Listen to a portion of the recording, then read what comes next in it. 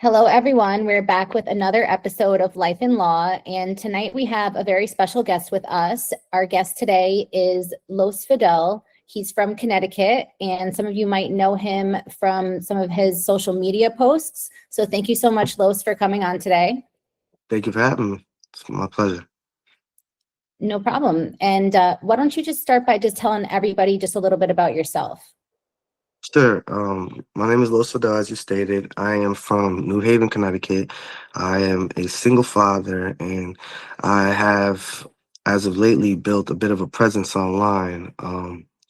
Because of that, I've tried to use my platform to shine light on certain cases that resonate with me or had left an impact on me. But I'll give more details as we continue on. Okay. And so I know that when I first saw you on social media, I think it was earlier this year, you were posting about the case with Jacqueline Mimi Torres Garcia, also known as Mimi. Can you talk a little bit about why you started posting about the case and what made you interested? I know it was national news and everything, but some of your posts went viral.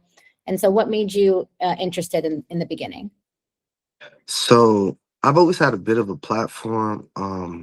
I've gone viral in the past for different things, from protesting for Black Lives Matter to different events that I put together to feed the homeless community. And I actually went viral again recently, a few months ago, in regards to a little boy named Tanaj Fletcher, who was killed by his own father in West Haven.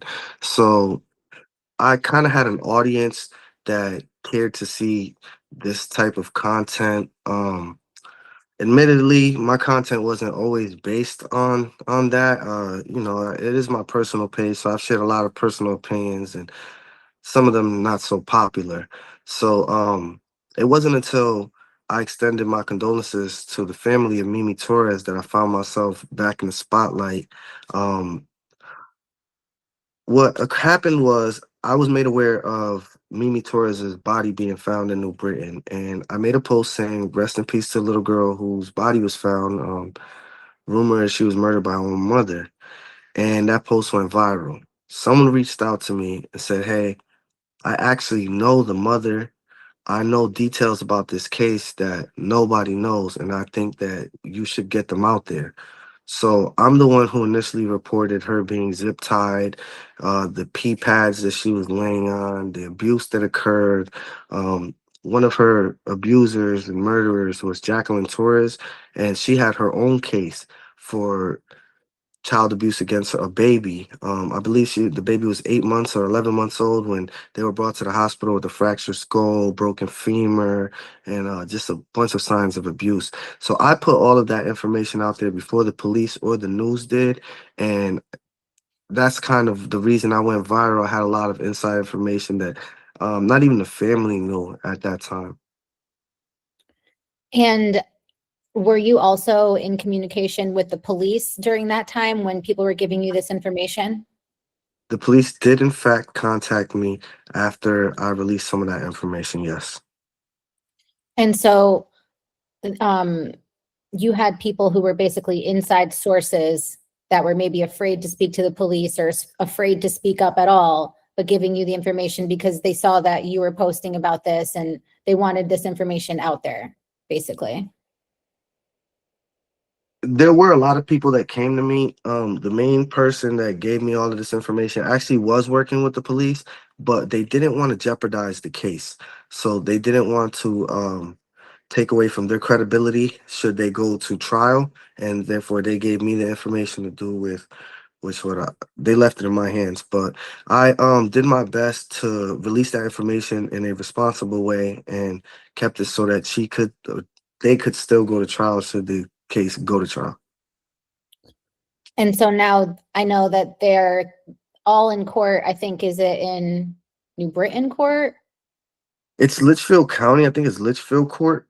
Um, I'm not too sure. I know the Mimi's body was found in New Britain. But I So think New Britain police.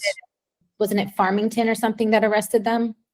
So New Britain police were initially involved, and then I believe because of the timeline in regards to when Mimi actually passed away, Farmington police became involved because they were residing in Farmington, and it is believed that she passed or she was murdered in a Farmington apartment.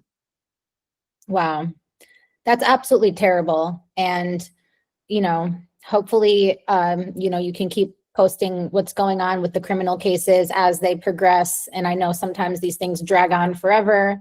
I know at least one of the defendants has an attorney. I don't know if the others have public defenders or what they have, but it definitely seems like they're going to try to take it to trial if they can. So we'll see what happens. But I don't see the state, offering them any good kind of deals in this situation, especially with what happened. And, this is a case that has like touched so many people in Connecticut. And so I know that you also were the one who started the idea of doing Mimi's Law, and you had a petition.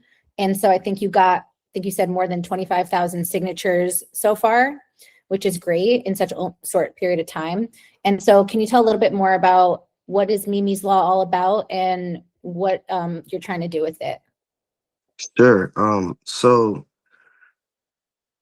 ultimately, the idea was to get, I don't know, around 5,000 signatures, and then 5,000, we got that in like 2 days. So then it was like, okay, maybe we can get 10,000. And then it turned into 15 to 20. And I was contacted by WTNH, by WFSB 3, by Telemundo, by Fox 61, by all these different news stations that wanted to get more information on Mimi's Law. Unfortunately, some of them went to my spam folder. I didn't even know that was a folder, so I didn't reach back to them in time. But what we're pushing for in Mimi's Law is there's basically three parts to it. So the first part is we would like to end parental alienation. Mimi was taken from her grandparents who had custody of her, and was given to her mother. Her mother then kept the father away, kept the aunts, the grandparents, kept everyone away. She manipulated court paperwork and did a few things to ensure that the family had no access to her. So that's one aspect of it. The other aspect of it is we would like for some type of DCF oversight. I would like an oversight board from a third party um, company that has no ties to DCF, because it's a bit of a contradiction when a company investigates itself. I mean, whether it's DCF or the police. So we would like for a DCF oversight, and we would like for body cams. I like to say we would like DCF investigations to be documented, not debated. So that is another aspect of it. And the third aspect is we would like for some type of homeschooling oversight. I mean, I'm not exactly sure what that looks like. I don't want to impede on the rights of people who homeschool their children. What's the word I'm looking for? Responsibly. I'm sorry. We don't want to impede on the rights of people who homeschool their children responsibly, but we do want to ensure that children are safe. So we're asking for check-ins, whether that's at a library or somewhere. We just want these children to have access to people that are mandated reporters, so that if there is anything wrong, like in Mimi's case, or like the child in Waterbury that was kept captive for over 20 years, we just want them to have a fighting chance to escape their circumstances should they be negative, dire, or even deadly. Yeah, and like I think that a lot of those things, there's been some controversy, especially with the homeschooling issue. And I know like I have friends in Connecticut that homeschool their kids, and were not happy about that part of the law, saying that they don't agree with it and they don't support it. And like, I mean, I don't know how flexible you are with changing some of the terms, or, you know, the way that the language is written, but I understand kind of where your thoughts are, where you're trying to make it so the kids who are homeschooled are not slipping through the cracks. But the thing of that Waterbury case and the New Britain case is that in both of those situations, the kids were not being homeschooled. The parent lied and said that they're going to homeschool the kids, and then just started abusing the kids and never sent them back to school. So it's like, if people are abusing the homeschool loophole and where you can just sign a paper and say, I'm going to homeschool my kids, and then the state has nothing to do with it ever again, then if people want to take advantage of that, they can just do that and not even really homeschool their kids. But there's people who are like doing it for real, that like give their kids a curriculum and they do actual work every day and they move on in the grades. And so it's like, I know people who were homeschooled that graduated and went to college. So it's like, it's a real thing. And I think it should be allowed, but maybe, something along the lines of like, if they have to, submit the curriculum, all the work that they do once a month to the public school in their district, so that the school district can just make sure the kids are like following on the same level, and then maybe like have a Zoom hearing, a Zoom call, with a guidance counselor that the school provides like once a month to check in or something like that. And like making sure that they verify like who they're talking to and everything like that. And if there's any red flags, then they can like be a mandated reporter or something like that. But I think, as you work with potential like legislators or officials, you can try to make it so it's like worded in a way that it doesn't make people think they're going to like have to hand over privacy, where they don't want DCF coming in their home and they don't want to have to go meet DCF somewhere, but they want privacy. So it's like to kind of put a middle ground. But have you been working with the new mayor of New Britain to kind of talk about some of the issues within the law? I have, and in fact, him and Mimi's father, Victor Torres, have really pushed for Mimi's law, and they're working on it as well. I've reached out to certain state legislators or state reps, I'm sorry, who are fans of the bill, but I'll tell you this, hell has no fury like the homeschooling community. The pushback is crazy, and these people will flood your inbox, flood your comments. They really feel attacked, and that is not our intention at all. I myself was homeschooled growing up, and I myself, for a little bit, for a few years, but I myself found myself slipping through the cracks because of it. Um, I I understand your experience wholeheartedly, but I personally know someone whose mother signed them up for homeschooling just so that they can be home to watch the mother's other kids. It was never really about furthering their education at all. And they were taken out of school in about eighth grade, and their education really, um, it really suffered because of that. It's, and Yeah. it's a personal situation. So, I it's a little tough for me. I'm really invested in this because of that, because I know I've seen the impact it's had personally. And again, the idea is never to attack anyone or to punish anyone that's doing it responsibly. It's simply to save the children. And I feel like if we inconvenience the whole homeschooling community to save one child, then it's worth it. I mean, I personally, if I were homeschooling my child, I'd give up a freedom or two just to ensure that no children would end up dead. But Yeah, I yes, get where you're coming from. And so like what do you have to say to those who are still opposed? Like, are you willing to consider tweaking it and making it or are you set on keeping it the way it is? I mean, we haven't drafted the bill yet because it goes in front of state legislature in February. So we're still working on the wording. I have, since initially starting the petition, done a little more research and have tried to come to a compromise that is both convenient to the people who are doing it responsibly and an inconvenient to the people who are doing it irresponsibly. So I am looking for some type of middle ground that satisfies people like myself that care to ensure that these children are safe, and the people who don't want too much government involvement in their kids' lives, because I'm not a big fan of that either. I know how much the government can actually put families at a disadvantage, especially with people like DCF. So the one thing I don't want is DCF workers going to investigate these homeschooling situations. We're still trying to figure it out. There's a lot of moving parts in regards to that aspect of Mimi's law. Yeah. And that's why I think too, it's important, like you were asking for oversight of DCF, because they could easily then just go say, oh, this person's not following the right thing. Let's take their kid and put them in foster care and sell them in an adoption and all this stuff. And you never see your kids again. So DCF definitely has some of their issues. And so, I mean, what are your thoughts about DCF in Connecticut in general? I mean, they've been in hot water lately because of what's going on. I know that Mimi's estate has now filed a lawsuit against DCF, claiming that they're negligent and responsible for this. And what are your thoughts about Connecticut's DCF? DCF has let a lot of children down. Mimi's case isn't even the first or last since then that has resulted in a child's death under supervision of DCF. Now, I know the argument is being made that DCF was no longer involved in their life when she passed. Although that may be true, the reason they weren't involved is because they dismissed the case after doing a video call with a child that wasn't even Mimi. Had they handled their investigation more responsibly, they could have possibly saved Mimi's life. I personally have dealt with DCF in the past. I've taken them on in court. I've won sometimes, I lost sometimes. I mean, anyone can call DCF and get you investigated. I could call DCF right now, make a false report, and have them inconvenience people for 90 days. DCF definitely needs some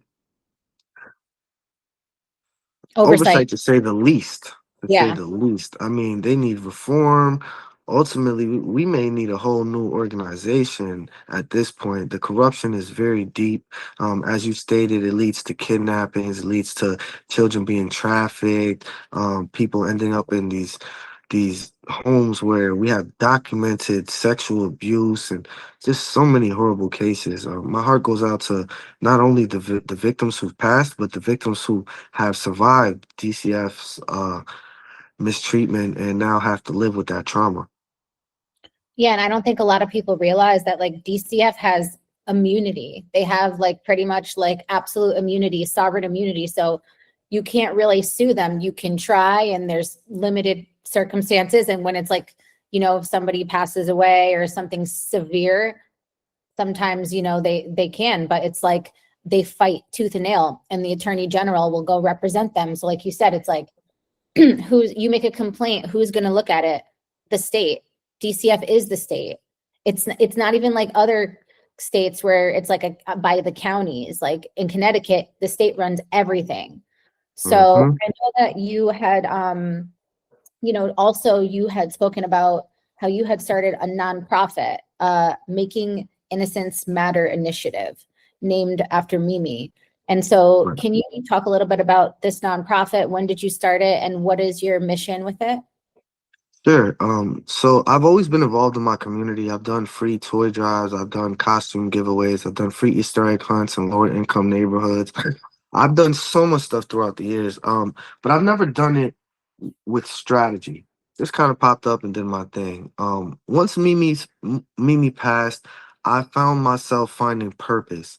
And I wanted to ensure that the things that we did honored people like her, people like Tanaj Fletcher, even people like Bianca LeBron, who was 10 years old when she disappeared in Bridgeport and hasn't been found to this day.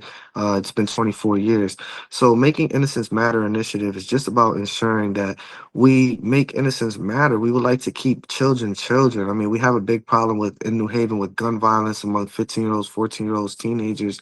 We would like to start different initiatives that help them to see another way out. I mean, unfortunately, we deal with a lot of poverty in cities like Bridgeport, New Haven, Hartford, and some of these parents are not set up to give their children a successful path. And so we would like to do that. Some of the things that we've done since Mimi's passing, we gave away 20 turkey dinners to families that couldn't make Thanksgiving happen for their kids. We've done a Thanksgiving giveaway where we gave people trash bags. We had an organization called More Miracles Made donated 80 boxes of Amazon items, and it was all types of stuff from dog food to curtains to toys for kids. And we just gave everyone a trash bag and gave them 7 minutes to look around and fill their trash bags with anything that they would like to take home, whether right before Christmas, and just things that would help them or help their kids. We've also done we've done quite a few toy giveaways. I worked with More Miracles Made on behalf of Mimi. I posed as the Grinch for pictures with kids, but I watched them give away toys to maybe 500 to 600 kids. We through our own event with Victor Torres, who's Mimi's father. He donated about 100 toys.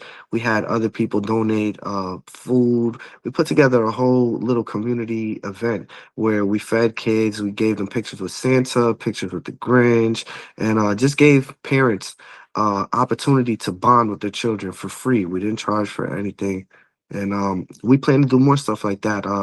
I know right now New Britain and Victor Torres and Mayor Bobby Sanchez are working on remodeling the park to honor Mimi, and so we're trying to raise funds for a plaque right now for Mimi, and also Victor plans on doing a back to school drive, giving away book bags, stuff like that. I know in April we're gonna do free Easter egg hunts.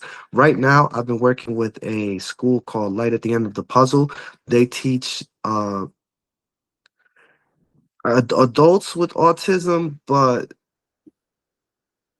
the one like adults with autism who aren't high functioning, so they still have mindsets that are a bit younger, and because of that, we've been kind of limited to the Hamden community. I would like to work with others places, especially in New Britain where Mimi lived, and inner cities like New Haven, to expand some of our efforts into those communities. But we're gonna do a lot in 2026. I hope to secure some grants and some funding to do things on a bigger scale. And so I was working alongside the potential mayor of New Haven, Steve Orozco, and he has helped me to implement a lot of the different initiatives that we have right now. Like we're also going to teach kids how to tuft rugs and design clothes and just do things to kind of inspire entrepreneurship in them so that they don't have to feel limited um, by their surroundings. Unfortunately, he didn't win his run, but I hope to get Mayor Justin Elliker's involvement and blessing soon.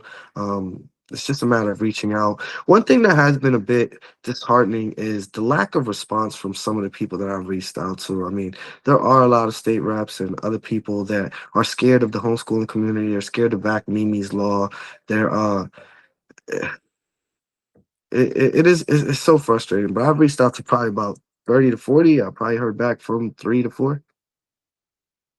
Sounds about right. And when you start going after DCF and things like that, and asking for body cams and stuff like that, it's controversial because the state doesn't want that. And so, Right. I think that we should have body cams. And like even with the police that are supposed to have body cams, they turn them off.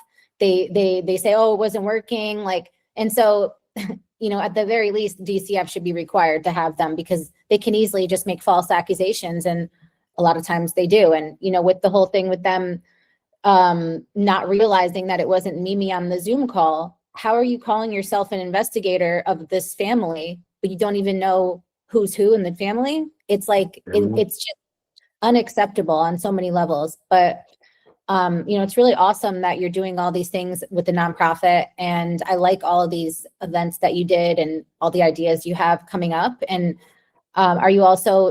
would you encourage like any people who want to volunteer to reach out to you for upcoming stuff? Yes, please, please, please. We are self-funded currently. I call it a nonprofit organization, but it's really a grassroots nonprofit organization. I'm still waiting for the approval of our 501c3 forms, and it's right now it's just us. We've got a team of maybe 10 people, and sometimes they work. So for the events, we'll have maybe 5.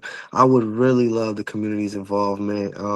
We had people donate as well, and I'm very grateful for them. But ultimately, we can't keep relying on the same few people. I mean, the bigger the reach we have, I have 18,000 followers. If everybody gave $1 a month, I mean, we could do amazing things. So I do hope to expand on our team or expand our team so that we can pull off more successful events. I mean, it's a lot of time, it's a lot of stress putting these things together. People see the event, but they don't consider how much time goes into the setups, like decorating the whole building for the Christmas event and, having Santa come out for free. I had to run the event and be the Grinch. Like it's very stressful. I mean, we can absolutely use the help, that's for sure.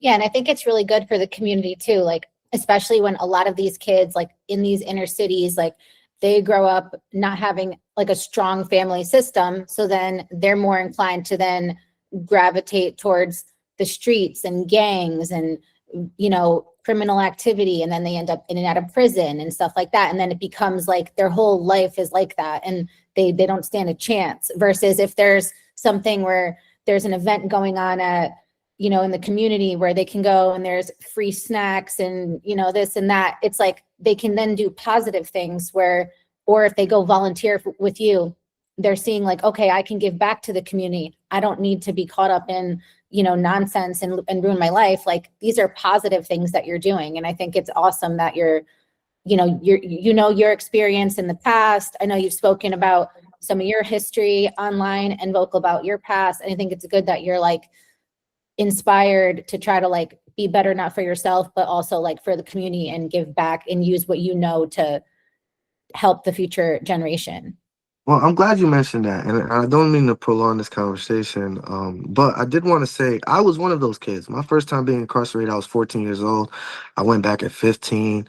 I then did a year at 22 or 21. I don't recall. I'm 34 now, but I certainly found myself falling victim to my environment, and I just think if there were some of these things around back then, perhaps my life would have ended up differently. I know one of the important things is there were people reaching out, sure, but I didn't really. I for lack of better terms, I thought they were lame, and I think it's important for these kids to see someone like themselves, somebody with credibility, someone that can relate to them, really push them to get involved with these type of events because you as much as I appreciate religion and church now at an older age, when I was younger, it just didn't. I didn't want a pastor coming up to me and saying, "Hey, brother, well, have you turned to Jesus Christ and learned of?" I love God and everything, but it's just there's an approach that's required, especially when reaching out to some of these inner city kids. And I think people like myself, people that have walked in their shoes, can relate to them better. And as you stated, it is important to get them involved because it is cool to give back. It is fulfilling. It is co- it's it's an experience that not many get to have. And as long as we keep doing things like this, I have nephews. I have a nephew now that's got caught up in the streets. He's 17 and I can see him headed down the wrong path. And I would love for him to be present at some of these events. I know when I've taken him in the past and how taken him to feed the homeless community and stuff, he's expressed how much it means to him, how good it felt to have a role model like myself involved. Unfortunately, he lives in Bridgeport, so it's hard to always get to him. But if we can if making Innocence Matter initiative can grow from city to city to state, that would be amazing. I mean, I would love nothing more than to be able to even mentor some of these children. So what you said is important. Yeah, it's the sense of community that these children lack is very much needed right now. Yeah, and I was just going to suggest maybe even offering some like mentorship stuff for kids who want to get matched up with somebody that can sort of mentor them and check on them and guide them, show them how to apply for jobs, things like that. But yeah, I that's, do that's I do plan to do some of those things. I used to work for a multi-million-dollar film production company. It was called Gigantic Studios, and I was the public relations coordinator for the whole company. One of my jobs was to put together these events, and I've made the news for bringing some of these events to the youth of New Haven. We did two and at Stetson Library that were aimed at reaching the youth. So I've been involved in movies. I have worked for 50 Cent. I do have industry connections. And so I would like to kind of utilize some of those connections that I have in order to set these kids up. And again, that's not an option that I had. Nobody that I knew was in movies or working with 50 Cent or anybody in the industry. So again, I think as much as I would like to take a break from all of this and just focus on my own kids, I do feel like I'm somebody that a movement like this needs. And I don't mean to sound egotistical, but I've spent a lot of years kind of getting away from who I was and getting into rooms that not a lot of people have access to. And I like to teach others how to do the same. Well, that's awesome. And, maybe 50 Cent might want to get involved with some event coming up. I know he used to live in Farmington, so, he's got ties to Connecticut, and he's been doing that documentary on Diddy and stuff. So, he's speaking up about all this crazy stuff. So, but yeah, so if anyone wants to like reach out to you to volunteer or any other reason, do you say they should message you on Facebook, or like what's the best way to contact you?